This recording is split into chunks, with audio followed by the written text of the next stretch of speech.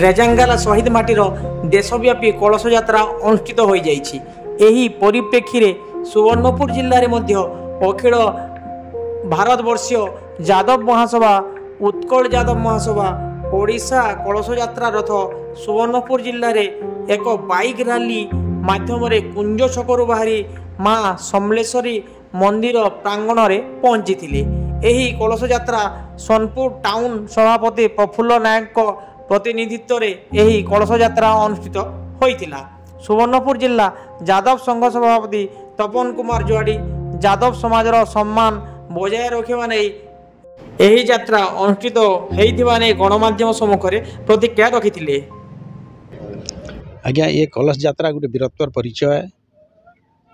ରାଜିଙ୍ଗଲା ଯୁଦ୍ଧରେ 114 ଜଣ ଯାଦବ ଶହୀଦ ହୋଇଥିଲେ ଏବଂ ତାଙ୍କର ବୀରତ୍ୱର ଗାଥା, ତାଙ୍କର ସେଇ ଯାଦବ ଜାତିର ସମ୍ମାନକେ ବଜାୟ ରଖବା ଲାଗି, ମନେ ପକାବାର୍ ଲାଗି ଆଜିର ଏ କଳସ ଯାତ୍ରା। ତ এইটা ଖାଲି ଯାଦବମାନଙ୍କର ଯାତ୍ରା ନୁହଁ, ସମଗ୍ର ଭାରତବର୍ଷର ଭାରତବାସୀମାନଙ୍କର ଯାତ୍ରା। ଏବଂ ସେଇ ବୀର ଯବାନ ଯେଉଁମାନେ ତାଙ୍କର ନିଜର ପ୍ରାଣବଳି ଦେଇଛନ୍, ସେମାନେ ଯାଦବ ଭିତରୁ ନିଜେ ଗର୍ବିତ ହେଇଛୁ। ଏବଂ ଅଖିଳ ଭାରତୀୟ ବର୍ଷୀୟ ଯାଦବ ମହାସଭାର ନିର୍ଦ୍ଦେଶ କ୍ରମେ ଉତ୍କଳ ଯାଦବ ମହାସଭାର ଆଦେଶରେ ସମଗ୍ର ଓଡ଼ିଶା ପ୍ରଦେଶ ପରିଭ୍ରମଣ କରୁଛେ।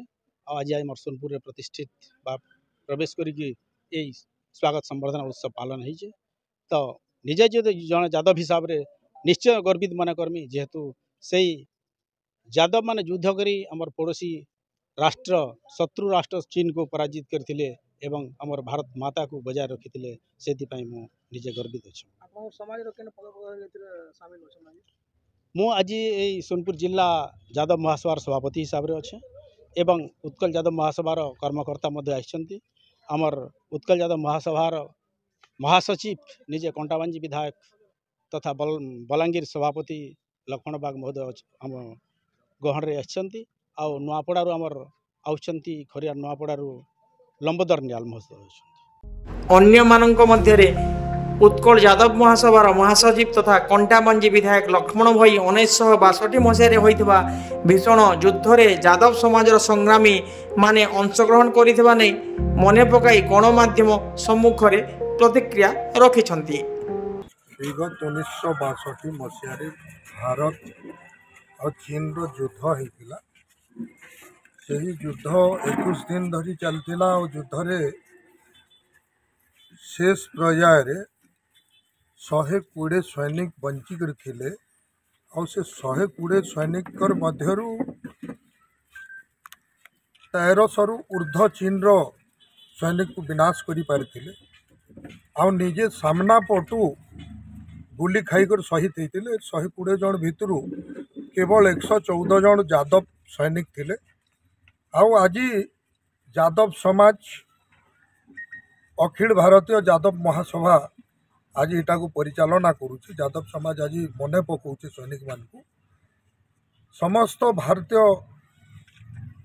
ସୁରକ୍ଷିତ ପାଇଁ ଶହୀଦ ହୋଇଥିବା ସମସ୍ତ ସୈନିକମାନଙ୍କର ଆତ୍ମାର ସଦ୍ଗତି ନିମନ୍ତେ ଏବଂ ରେଜେଙ୍ଗେଲାରୁ ଗୋଟେ ତାଙ୍କର ବୀର ମାଟିର କଳସ ଯାତ୍ରା ନେଇକରି ସାରା ଭାରତବର୍ଷରେ ଏଟାର ସ୍ୱାଗତ ସମ୍ବର୍ଦ୍ଧନା ଚାଲିছে।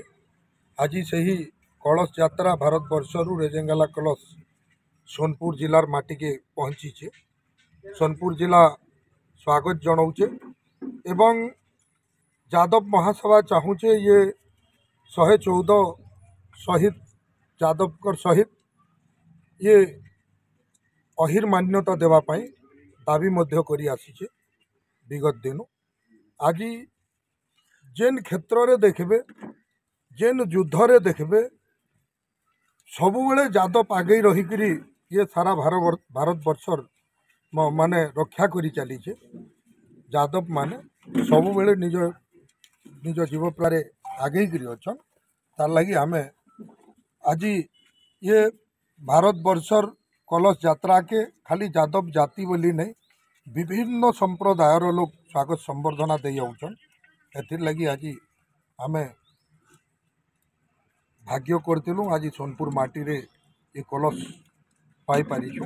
ବୀର ଯବାନମାନଙ୍କର ପବିତ୍ର सारा ओडिशा रे आपण गोटे चर्चित चेहरा बोले भावसन जेहेतु सीएम के हरिजन 24 बरस गोटे मुई तो पहला धन्यवाद देमी कंटाबांजी विधानसभा दुर्लभ कार्यकर्ता और कंटाबांजी जनसाधारण को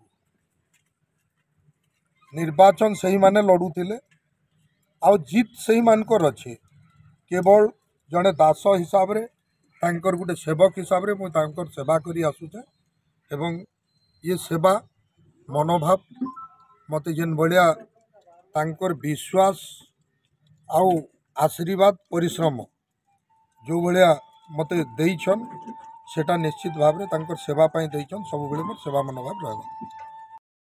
युव यादव समाज सभापति सुरेश सान्नक समेत 6 ब्लॉक सभापति और नंदी दुर्बादल बाबुली नाग पीतबास भई अरविंद भई प्रमुख योगदान